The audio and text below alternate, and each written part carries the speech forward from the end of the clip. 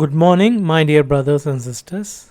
శాన్రోస్ ministries తరపున 365 రోజుల్లో Bible అను ఈ ఛానల్కి మీ అందరికీ ఆహ్వానం. ఇది 73వ రోజు. ఈ దినము వాక్య భాగము యెహోషువ గ్రంథం నుంచి 9, 10, 11 అధ్యాయములు. మరి ఈవేళ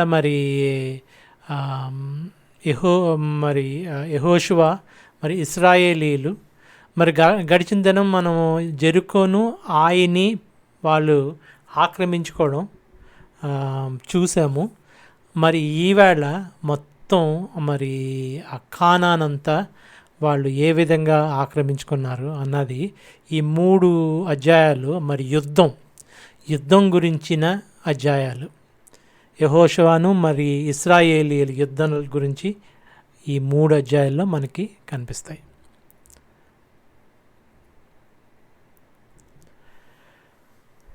యెహోషువ 9వ అధ్యాయము. కుయుక్తి పరులైన గిబియోను ప్రజలు.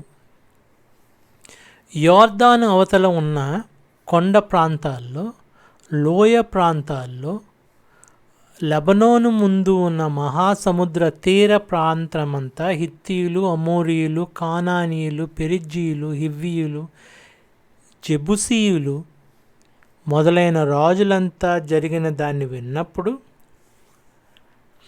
వారు యెహోషువతో ఇశ్రాయేలీయులతో యుద్ధం చేయడానికి వచ్చారు.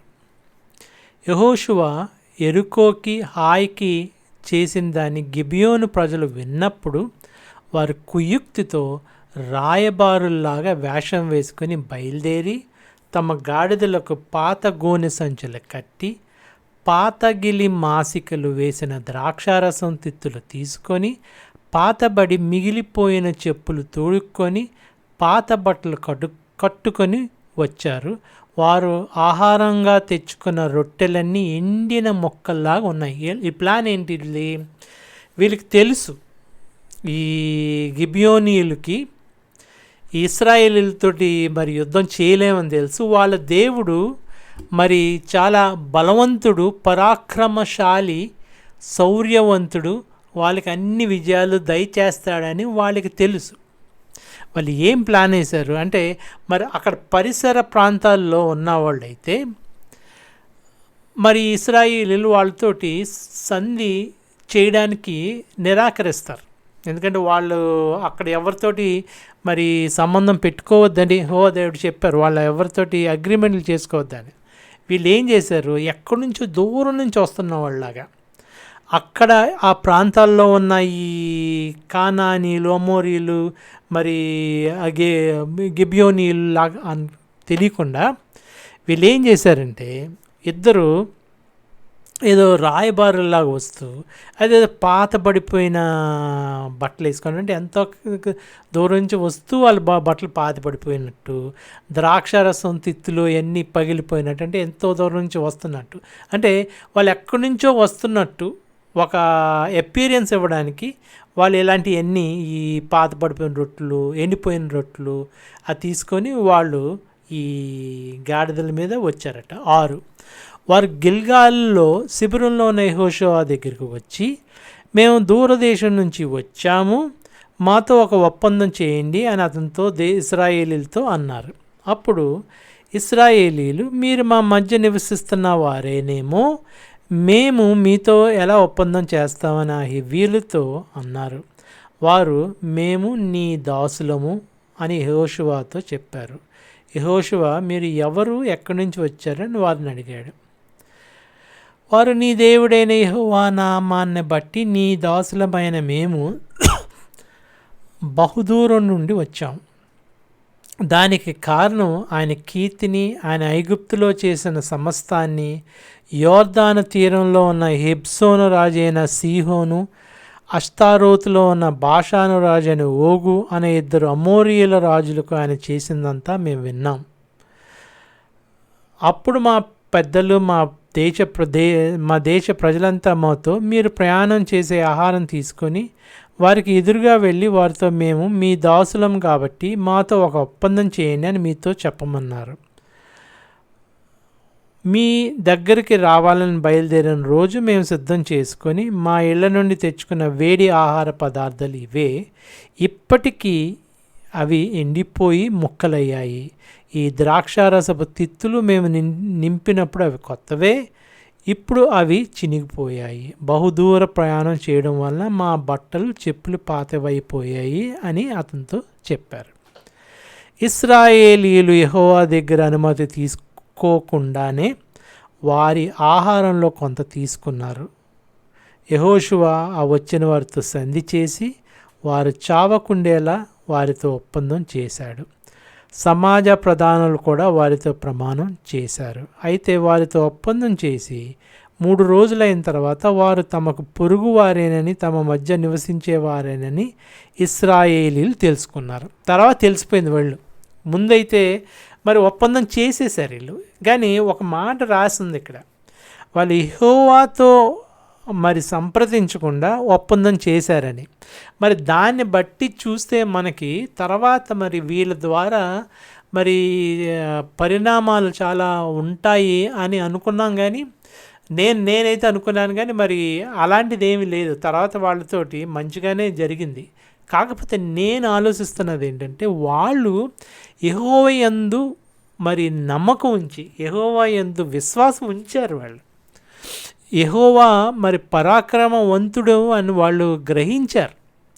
మరి దానివల్ల వారికి ఏమీ జరగలేదు. ఒకవేళ వాళ్ళు కుయుక్తితో చేసిన, మరి కుయుక్తి అన్న మాట ఉంది కానీ మరి కన్నింగ్నెస్ కాదు అక్కడ, మరి దాచిపెట్టి చేశారు అక్కడ.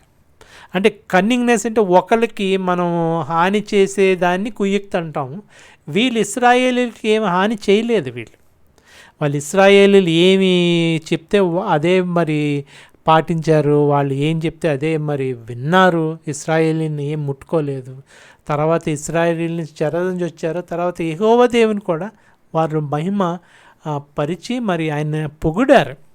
దీన్ని బట్టి చూస్తే అక్కడ మనకి 2 సంగతులు, అక్కడ కుయుక్తి తోటి అని రాసి ఉండడం, మరి వీళ్ళు ఇశ్రాయేలీలు యెహోవా దగ్గర అనుమతి తీసుకోకుండానే వారి ఆహారంలో కొంత తీసుకున్నారు. ఈ 2 చూస్తే మనం మరి వీళ్ళకి ఏదో జరుగుతుంది, మరి వీళ్ళ వల్ల ఇశ్రాయేలీకి ఏం జరుగుతుంది అని అనుకుంటాం. కానీ అలాంటిది ఏం జరగకుండా మరి ఇది వాళ్ళతోటి సంబంధం మటుకు బాగా.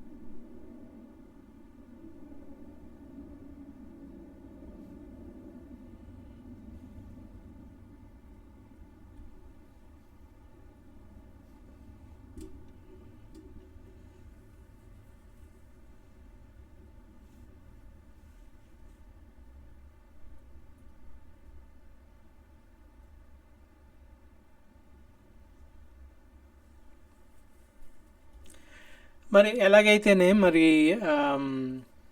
వాళ్ళకి ఇశ్రాయేలీకి తెలిసిపోయింది, వీళ్ళు తమకు పొరుగువారేనని, తమ మధ్య నివసించేవారని ఇశ్రాయేలీలు తెలుసుకున్నారు. ఇశ్రాయేలీలు ముందుకు సాగి మూడవ రోజు పట్టణాలకు వచ్చారు. గిబనీయుల పట్టణాలు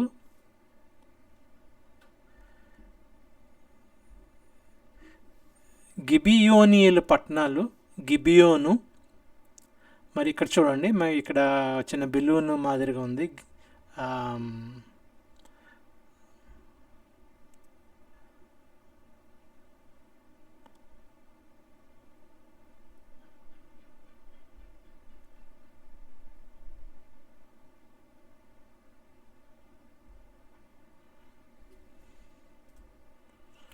ఇక్కడ మనకి ఈ బెలూన్ మాదిరి గిబియోను, ఆ తర్వాత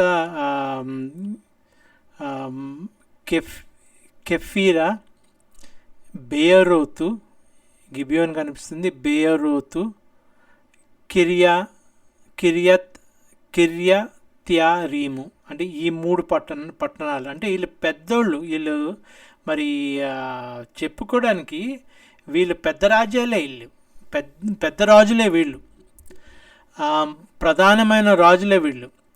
అయినా మరి ఆ యెహోవాకి అణిగి మణిగి, యెహోవా అంటే మరి భయభక్తులు కలిగి వీళ్ళు అలాగా శరణుచిచ్చారన్నమాట. ఇశ్రాయేలు వారిని చంపలేదు, ఎందుకంటే వారి నాయకులు ఇశ్రాయేలు దేవుడని, యెహోవా తోడని వారితో ప్రమాణం చేశారు. అంటే వీళ్ళు ఇక్కడికి వచ్చారు. ఇప్పుడు ఇశ్రాయేలీలు మరి ఇక్కడ నుంచి నుంచి మరి ఇక్కడికి వచ్చినప్పుడు వీళ్ళు ఇశ్రాయేలీలను చంపలేదు, ఎందుకంటే వారి నాయకులు ఇశ్రాయేల్ దేవుడని, యెహోవా తోడని వారితో ప్రమాణం చేశారు. అయితే సమాజం అంతా నాయకులకు వ్యతిరేకంగా సనగడం మొదలుపెట్టారు. దానికి ఆ సమాజ ప్రజలంతా ప్రజలతో ఎలాగన్నారు, మనము ఇశ్రాయేలు దేవుడని, యెహోవా తోడు అని వారితో ప్రమాణం చేశాం కాబట్టి మనం వారికి హాని చేయకూడదు. మనం వారితో చేసిన ప్రమాణం వల్ల మన మీదకి ఉగ్రత రాకుండా ఆ ప్రమాణం గురించి వారిని బతకనీయాలి అని చెప్పారు. నాయకులు వారిని బతకనీయని చెప్పినందుకు గిబియోనీయులు ఇశ్రాయేలు సమాజం అంతటికి కట్టెలు కొట్టేవారుగా, నీళ్లు తోడేవారుగా అయ్యారు. యెహోషువ వారిని పిలిపించి ఇలా చెప్పాడు, మీరు మా మధ్య నివసించేవారే, అయినా చాలా దూరం నుండి వచ్చామని మీరు ఎందుకు మమ్మల్ని మోసం చేశారు? ఆ కారణం వల్ల మీరు శాపగ్రస్తులు అవుతారు. నా దేవుని ఆలయానికి కట్టెలు నరకడానికి, నీళ్లు తోడడానికి మీలో కొంతమంది ఎప్పటికీ బానిసలుగానే ఉంటారు అన్నాడు. అందుకు వారు యెహోషువను చూసి, నీ దేవుడు యెహోవా ఈ దేశాన్నంతా మీకిచ్చి మీ ముందు నిలవకుండా ఈ దేశ ప్రజలందరినీ నాశనం చేయమని తన సేవకుడు మోషేకు ఆజ్ఞాపించాడని నీ దాసులమైన మాకు రూఢిగా తెలిసింది. కాబట్టి మేము మా ప్రాణాల గురించి చాలా భయపడి ఈ విధంగా చేశాం. కాబట్టి మేము నీ వశంలో ఉన్నాము. నీ దృష్టికి ఏది న్యాయమో, ఏది మంచిదో అదే మాకు చెయ్యి అని యెహోషువకు జవాబిచ్చారు. కాబట్టి యెహోషువ ఇశ్రాయేలీలు గిబియోనీయులను చంపకుండా వారి చేతుల్లో నుండి విడిపించాడు.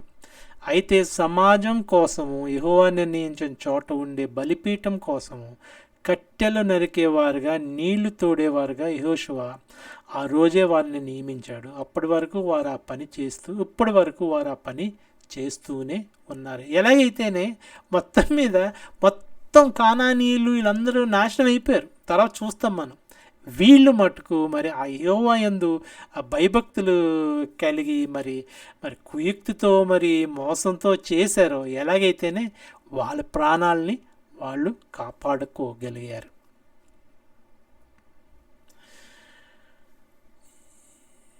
యెహోషువ 10 నిలిచిపోయిన సూర్యుడు. ఇంకా మొదలవుతుందండి. యుద్ధం మొదలైంది, ఇంకా ప్రారంభమైంది. వాళ్ళు ఇక్కడికి వచ్చారు, గిబియోను మరి ఆశ్రమైంది. ఇక్కడ ఏమైంది? ఇప్పుడు యెహోషువ యెరికోను దాని రాజును నిర్మూలన చేసినట్టు హాయిని దాని రాజును నిర్మూలన చేసిన సంగతి, గిబియోను నివాసులు ఇశ్రాయేలీలతో సంధి చేసుకుని వారితో కలిసిపోయిన సంగతి యెరూషలేము రాజైన అదోనీసెదకు విన్నప్పుడు అతని ప్రజలు చాలా భయపడ్డారు. ఈ ఆ రోజుల్లో మరి జెరూసలేంని జెబూస్ అనేవారు. మరి జెబూసీయులు అని అంటాం కదా, మరి ఎబూసీయులు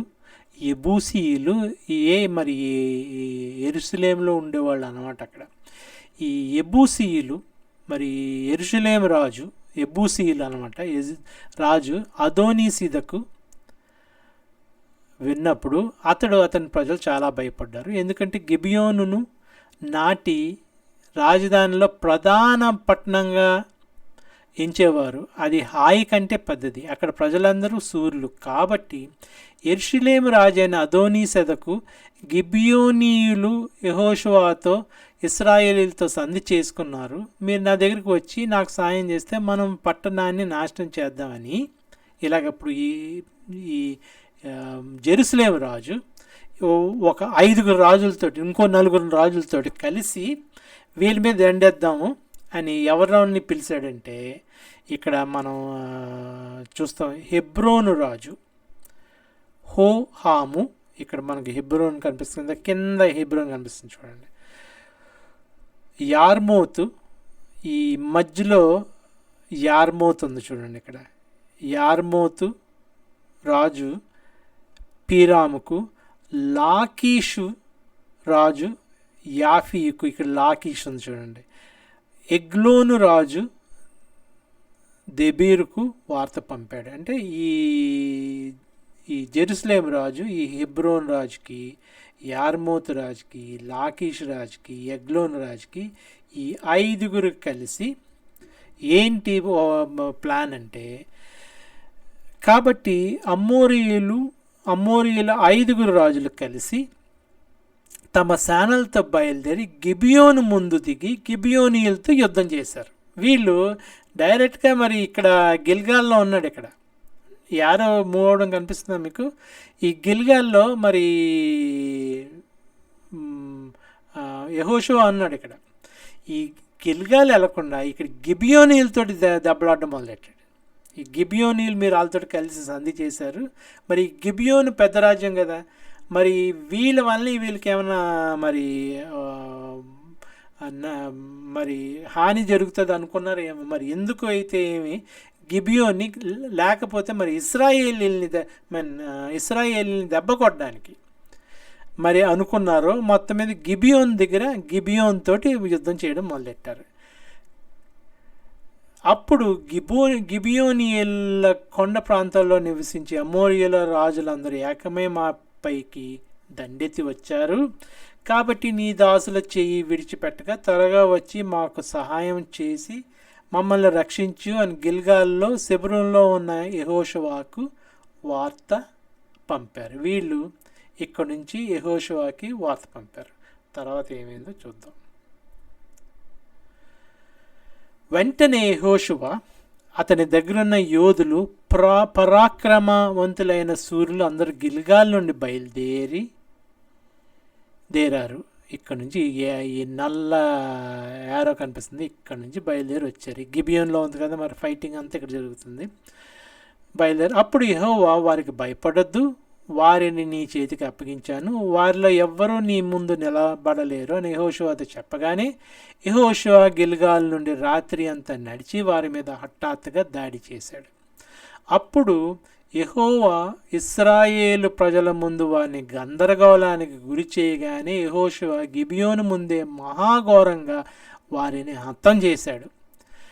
బెత్హారోనుకు పైకి వెళ్ళే మార్గంలో అజేకా వరకు, మక్కేదా వరకు యోధులు వారిని తరిమి హతం చేస్తూనే ఉన్నారు. ఇక్కడ నుంచి వీళ్ళని ఇక్కడ ఇక చూడండి, వీళ్ళని అజేకా, మక్కేదా, బెత్హారోను ఈ 3 ప్రాంతాలకి వాళ్ళని తరిమి ఇక్కడ నుంచి వాళ్ళని తరువుకుంటూ వెళ్తుంటే వీళ్ళు ఇక్కడ నుంచి అజేకా మరి మక్కేదా ఇంత దూరం వరకు వాళ్ళని తరిమి కొట్టారట.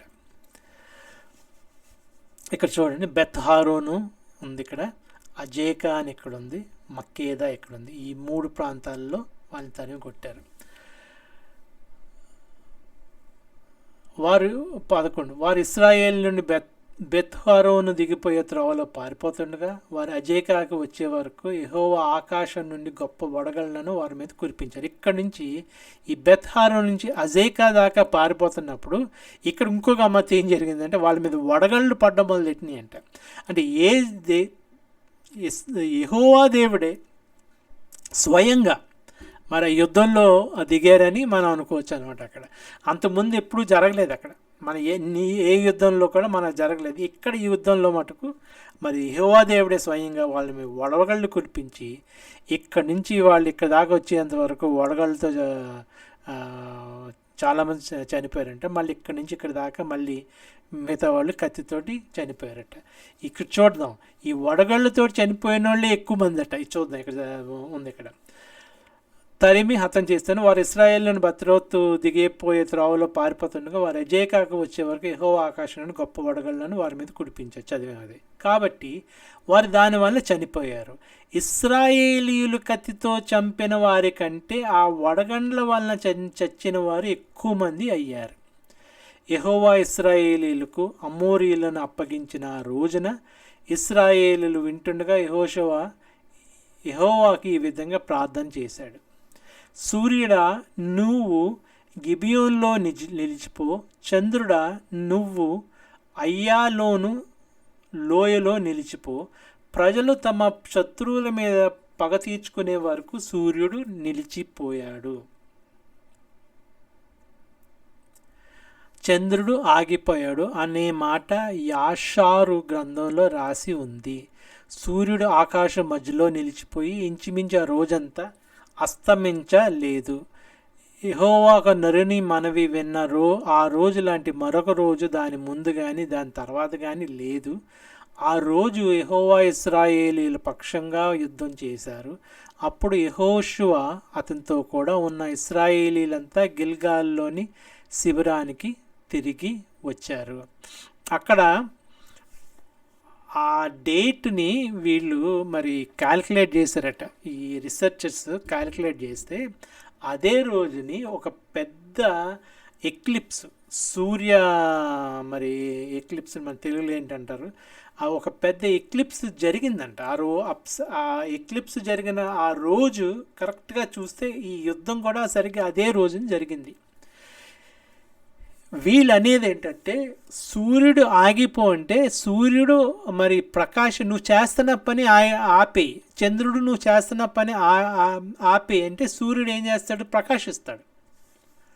నువ్వు చేస్తున్న పని ఆపి అంటే సూర్యుడు ప్రకాశించడం మానేసాడు. అంటే అప్పుడు ఆ ఎక్లిప్స్ జరిగిందని కరెక్ట్గా క్యాల్కులేట్ చేస్తే సరిగ్గా అదే రోజుని ఆ ఎక్లిప్స్ వచ్చింది అని క్యాల్కులేషన్స్ ప్రకారం మరి సైంటిఫిక్గా ప్రూవ్ చేయగలిగారు. అది 1256 BCE మరి బిఫోర్ క్రైస్ట్ అంటాము. ఆ రోజుని అది ఆ సంవత్సరంలో అది జరిగింది అని మరి క్యాల్కులేషన్స్ బట్టి తేలింది. చూద్దాం, మిగతా చదువుదాం. అమోరీయు రాజులు 5 చనిపోవడం. ఆ రాజులు 5 పారిపోయి మక్కేదాలో ఉన్న గుహలో దాక్కున్నారు. మక్కేదా గుహలో దాక్కున్న 5 ఆ రాజులు దొరికారని యెహోషువకు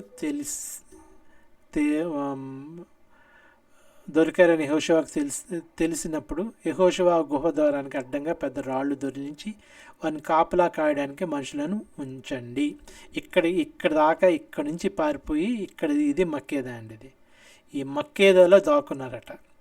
ఈ మక్కేదాలో కింద ఉంది చూడండి, నాకు యారో మీకు మూవ్ అవ్వడం కనిపిస్తుందో తెలియదు కానీ మరి ఈ కింద లైన్లో మరి మక్కేదా ఉంది. అక్కడ దాక్కున్నారు. ఇక్కడ నుంచి పరిగెట్టుకొచ్చి మరి వాళ్ళ గుహలో దాక్కుంటే మరి అక్కడ రాళ్ళు దొల్లించి వాళ్ళని అక్కడ ఉంచేశారు. దొరికారని తెలిసినప్పుడు యెహోషువ గుహ ద్వారానికి అడ్డంగా పెద్ద రాళ్ళు దొల్లించి వారిని కాపలా కాయడానికి మనుషులను ఉంచండి, మీరు అక్కడే ఆగిపోండి.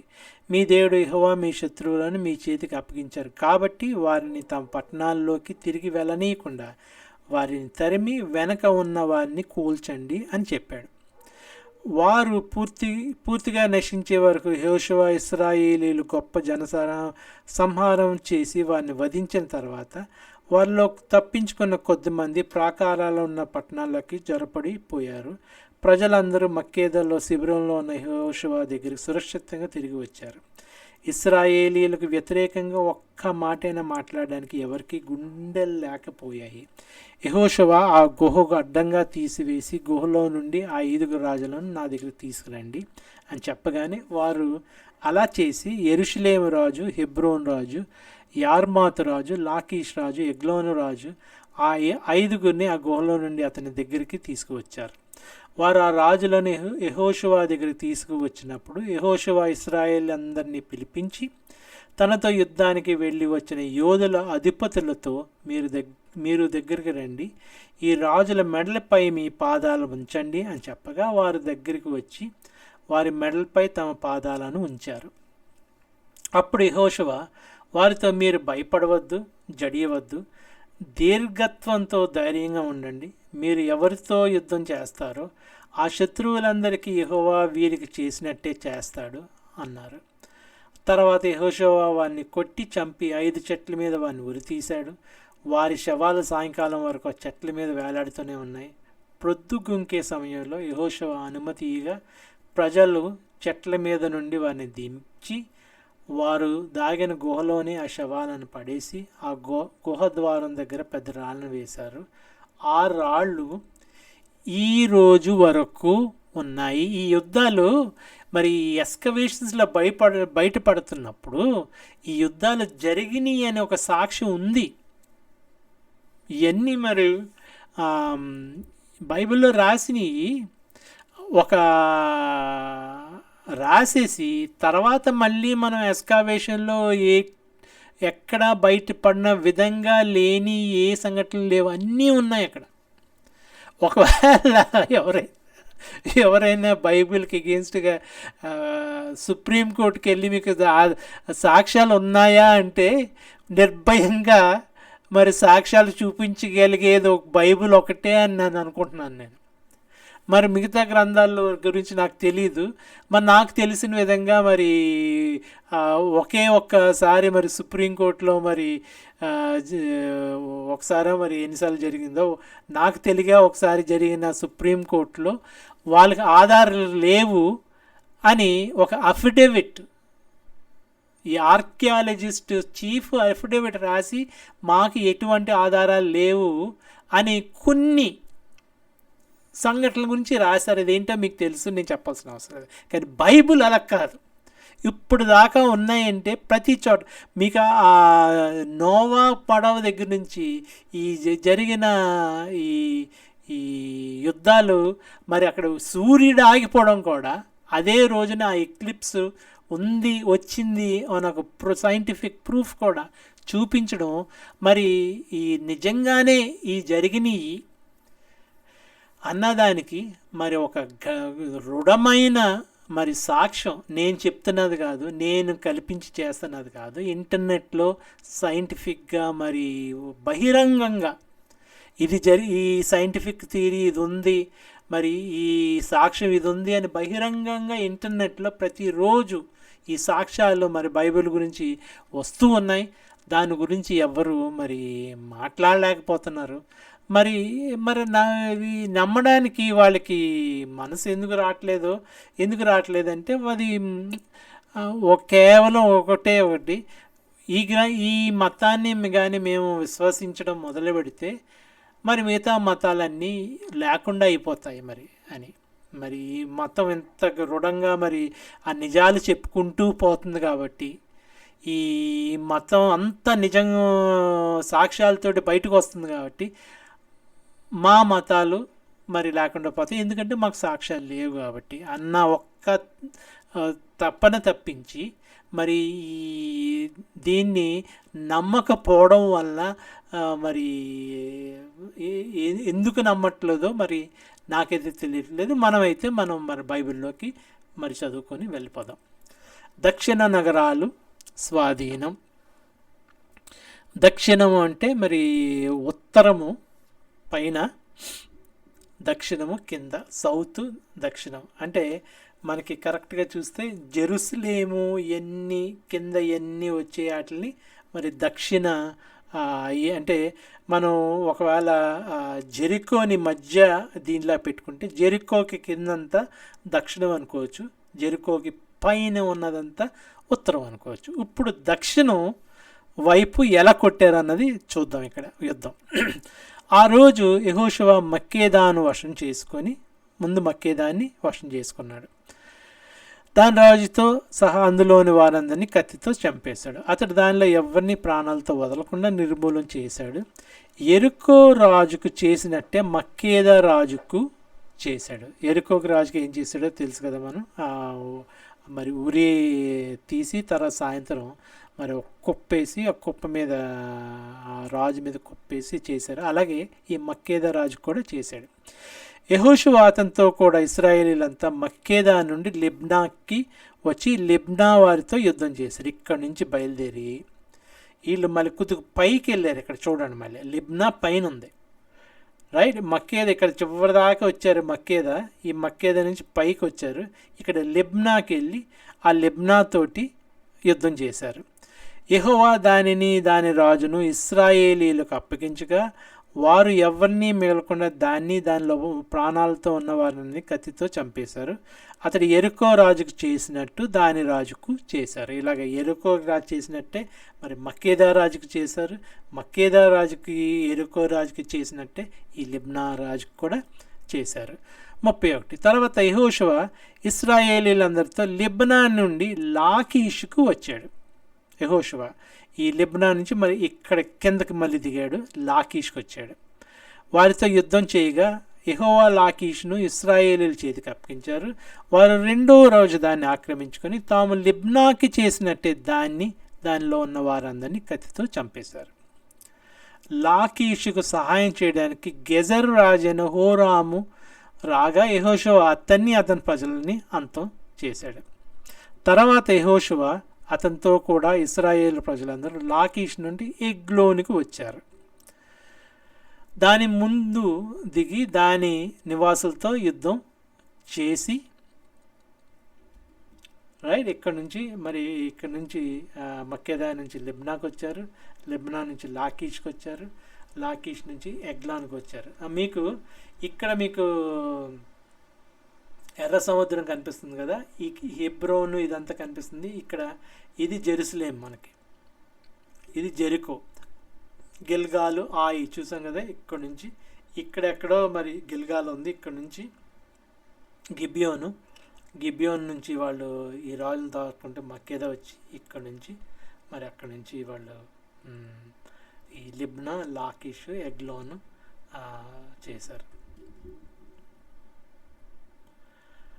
ఆ రోజు దాన్ని ఆక్రమించి కత్తితో వారిని హతం చేశారు. అతడు లాకీషుకు చేసినట్టే వారు దానిలో ఉన్న వారందరినీ ఆ రోజు నిర్మూలన చేశారు. అప్పుడు యెహోషువ అతనితో కూడా ఇశ్రాయేల్ అందరూ ఎగ్లో నుండి హెబ్రోన్కి వచ్చారు. ఇక్కడ ఎగ్లో నుంచి ఇప్పుడు హెబ్రోన్కి వెళ్ళారు. మరి హెబ్రోన్ రాజు మరి చనిపోయాడు కదా. మరి హెబ్రోను ఈ 5 రాజుల్లో ఒక రాజు హెబ్రోన్ రాజు కదా. మరి బహుశా హెబ్రోను మరి రాజు లేకుండా ఉంటుంది. అప్పుడు ఎగ్లో నుండి హెబ్రోన్ మీదకి పోయి దాని ప్రజలతో యుద్ధం చేసి, అక్కడ ప్రజలు ఉన్నారంతే, రాజులు లేరు, దాన్ని స్వాధీనం చేసుకొని దాని రాజును, దాని పట్టణాలన్నీ, దానిలో ఉన్న వారిని కత్తితో హతం చేశారు. అక్కడ రాజు మరి ఇంకో రాజు వచ్చాడేమో. మరి అతడు ఎగ్లోనుకు చేసినట్టే దానిలో ఉన్న వారిని నిర్మూలన చేశారు. అక్కడ నుండి యెహోషువ అతనితో కూడా ఇశ్రాయేల్ అందరూ దేబీరుకు వైపుకు తిరిగి దానితో యుద్ధం చేసి దానిని, దాని రాజును, దాని సమస్త ప్రజలను పట్టుకొని కత్తి చేత హతం చేసి దానిలో ఉన్న వారిని అందరినీ నిర్మూలన చేశారు. అతడు హెబ్రోనుకు, లిబ్నాకు, దాని రాజుకు చేసినట్లే దేబీరుకు, దాని రాజుకు చేశారు. తర్వాత యెహోషువ పర్వత ప్రాంతాల్లో దక్షిణ ప్రదేశాన్ని, షెఫేలా ప్రదేశాన్ని, చరియల ప్రదేశాన్ని, వాటి రాజులందరినీ జయించాడు. ఇశ్రాయేలీల దేవుడిని యెహోవా ఆజ్ఞాపించిన విధంగా అతడు ఏదీ మిగలకుండా ఊపిరి గల సమస్తాన్ని నిర్మూలన చేశాడు. కాదేశు బర్నియా మొదలుకొని గాజా వరకు, ఇక్కడ గాజా కనిపిస్తుంది, కాదేశ్ బర్నియా మరి కొద్ది కిందకు ఉందనుకుంటున్నాను నేను. కాదేశ్ బర్నియా నుంచి కాజా వరకు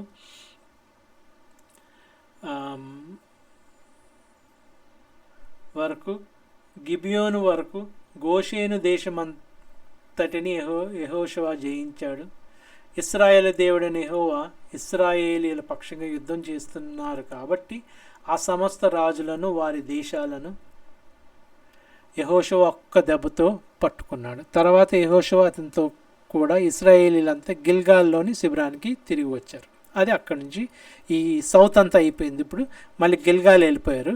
ఇప్పుడు మళ్ళీ ఏమైంది, హాసోరు రాజు యాబీను జరిగిన ఇశ్రాయేలీల విజయాల గూర్చి విని, ఇక్కడ చూడండి మళ్ళీ ఇక్కడ ఈ హాసోరు రాజు ఈ ఇశ్రాయేలీలకి జరిగినంత విని మాదోను రాజు, ఇక్కడ మాదోను రాజు యోబాబుకు, షిమ్రోను రాజుకు, అక్షాపాకు రాజుకు, ఉత్తరం వైపు ఉన్న మన్య దేశంలో కిన్నెరెతు, దక్షిణం వైపున అరాబాలో, షెఫాలో, పడమట ఉన్న దోరు కొండ ప్రాంతాల్లో ఉన్న రాజులకు, తూర్పు పడమరి దిక్కుల్లో ఉన్న కానానీయులకు, అమోరియలకు, హిత్తీయులకు, పెరిజీయులకు, కొండ ప్రాంతంలో ఉన్న ఎబూసీయులకు, మిస్పా, ఇక్కడ మిస్పా దేశంలోని హెర్మోను దిగువనున్న హివ్వీయులకు, ఈ హెర్మోన్ కనిపిస్తుంది చూడండి, హెర్మోన్ కొండ, హెర్మోన్ కింద దిగువనున్న ఈ రాజులందరికీ హివ్వీయులకు కౌరంపించాడు. రైట్. ఈ హాజర్ రోజు వీళ్ళందరినీ సేకరించాడు. మాదోన్ రాజు, షిమ్రోజు రాజు, అక్షాపావు రాజు, మరి ఈ చిన్న శరత్ రాజు, ఇక్కడి నుంచి ఈ హెర్మోన్ దగ్గర ఉన్న ఈ రాజులు వీళ్ళందరినీ కౌరవించాడు. వారంతా సముద్రం తీరంలోని ఇసుక రేణువులంత విస్తారంగా ఉన్న తమ సైనికులందరినీ సమకూర్చుకొని లెక్కలేనన్ని గుర్రాలతో రథాలతో బయలుదేరారు. ఆ రాజులంతా కలిసి ఇశ్రాయేలుతో యుద్ధం చేయడానికి మేరోము నీళ్ళ దగ్గర దిగారు. ఇక్కడ మేరోము నీళ్లు ఉన్నాయట. మేరోము నీళ్ళ దగ్గర రథాలు వేసుకొని వచ్చారట వీళ్ళు.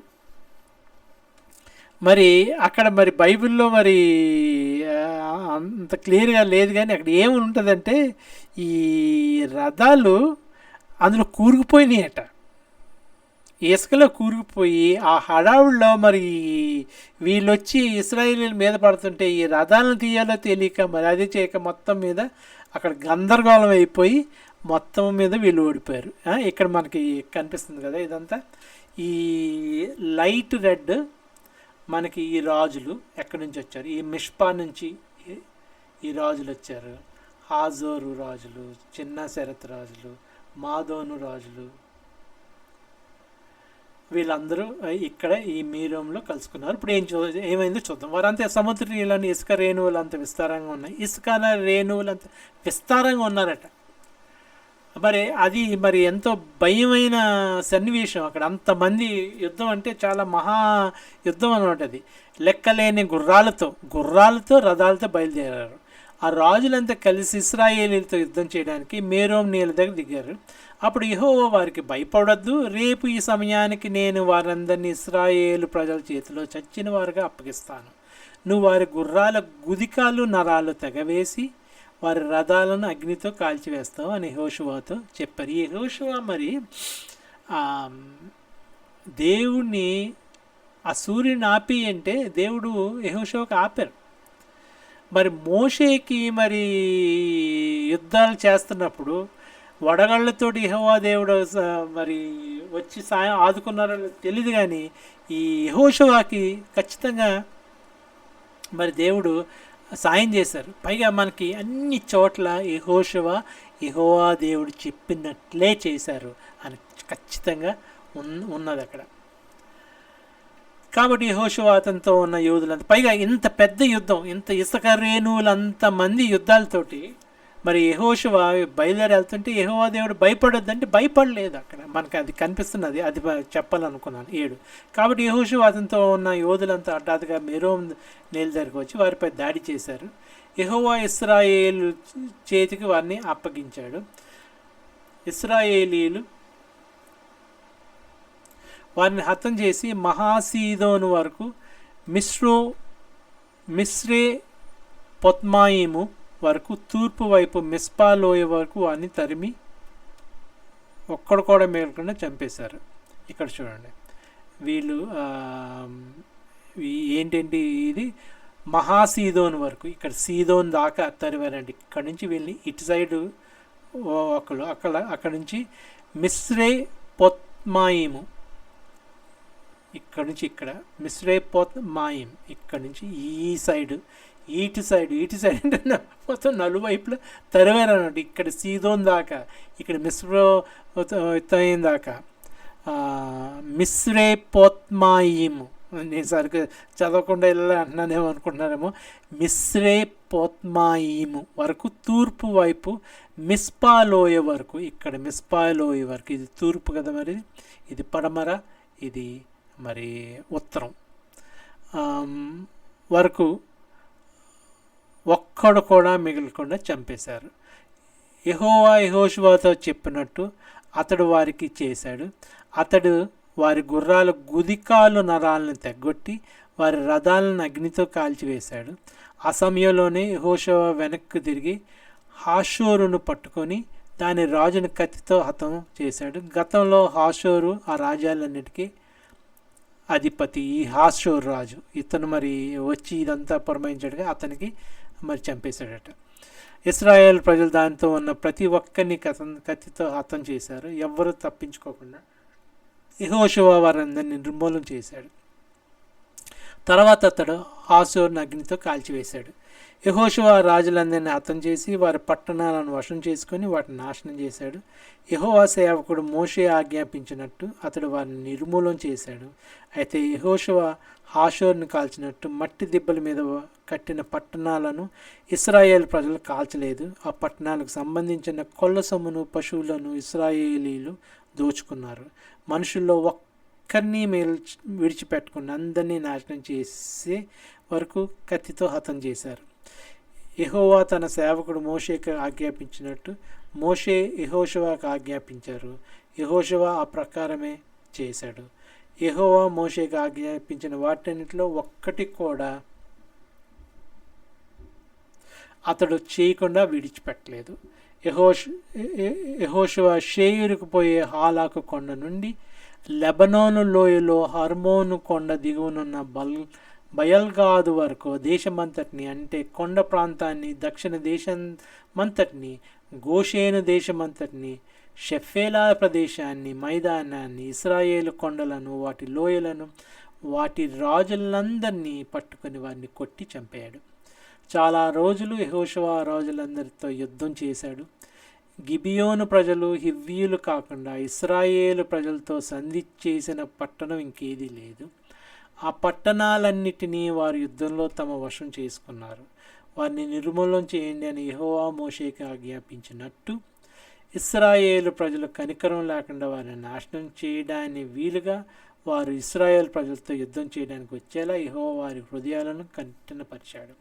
ఆ సమయంలో యెహోషువ వచ్చి పర్వత ప్రాంతం దేశంలో, అంటే హెబ్రోన్లో, దేబీర్లో, ఆనాబులో, యూదా పర్వత ప్రాంతాలన్నింటిలో, ఇశ్రాయేలు ప్రజలు పర్వత ప్రాంతాలన్నింటిలోనూ ఉన్న అనాకీయులను నాశనం చేశాడు. యెహోషువ వారిని, వారి పట్టణాలను నిర్మూలన చేశాడు. ఇశ్రాయేలు ప్రజల దేశంలో అనాకీయుల్లో ఎవ్వడూ మిగలేదు. గాజా, గాదు, అష్దోదులో మాత్రమే కొందరు మిగిలారు. యెహోవా మోషేతో చెప్పినట్టు యెహోషువ దేశాలన్నిటినీ వశం చేసుకున్నాడు. యెహోషువ వారి గోత్రాల ప్రకారం ఇశ్రాయేలు ప్రజలకు స్వాస్యంగా దాన్ని అప్పగించాడు. అప్పుడు దేశం యుద్ధం లేకుండా శాంతిగా ఉంది. ఇక్కడ మొత్తం అంతా నాశనం అయిపోయారు. కానీ అక్కడ కొన్ని ప్రాంతాల్లో, అష్దోదులో అలాంటి కొన్ని ప్రాంతాల్లో మట్టుకు కొంతమంది మిగిలారు. ఇక్కడ మరి అంతా అయిపోయిన తర్వాత వాళ్ళందరికీ అది ఇచ్చాడు. అంటే మరి రేపు చూస్తాం అనుకుంటాను ఎవరెవరికి ఏంటి వెళ్ళింది అన్నది. మరి ఇంతటితో మరి ఈరోజు వాక్య భాగము ముగింపు. మళ్ళీ దేవుని చిత్తమైతే మళ్ళీ ఇదే సమయాన్ని కలుసుకుందామని చెప్తుంది మీ సహోదరుడు రాష్ క్రిస్టఫర్.